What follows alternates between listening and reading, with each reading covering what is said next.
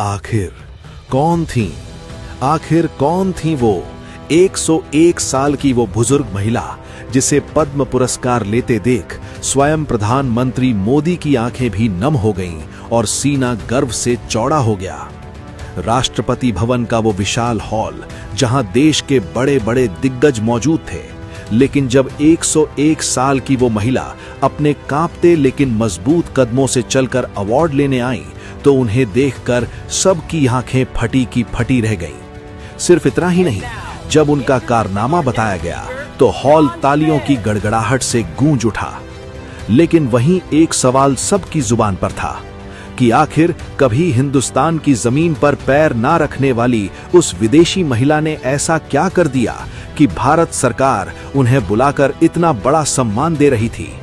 लेकिन असली सस्पेंस ये नहीं है कि वो 101 साल की हैं।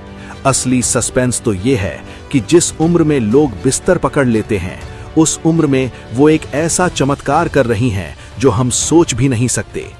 आज जब हम भारतीय अपनी ही जड़ों को भूलते जा रहे हैं, तब 7 समंदर पार बैठी वो महिला हमारी संस्कृति और हमारे ज्ञान के सहारे हजारों लोगों की जिंदगी बचा रही हैं।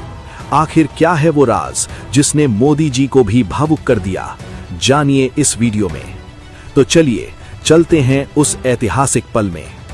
साल 2024, राष्ट्रपति भवन, नई दिल्ली। उस विशाल हॉल में सुई गिरने जितनी शांति, पिन ड्रॉप साइलेंस थी।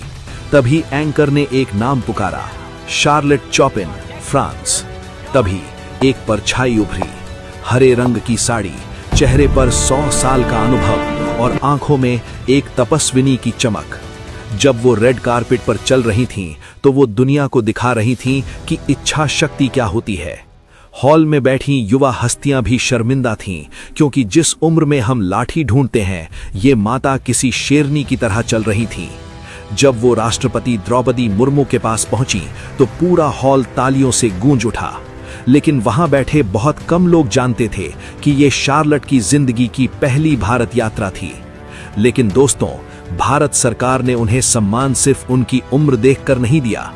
सम्मान इसलिए मिला क्योंकि फ्रांस के एक छोटे से गांव में बैठकर उन्होंने एक छोटा भारत बसा रखा था। वो पिछले 40 सालों से वहां हजारों लोगों को मौत के मुंह से बाहर खींच रही हैं, किसी एलोपैथी दवा से नहीं, बल्कि भारत के प्राचीन ज्ञान से। मैं आपको उनकी क्लास की एक सच्ची घटना बताता हूं जो आपको हैरान कर देगी। एक बार उनके पास मारिया नाम की एक महिला आई।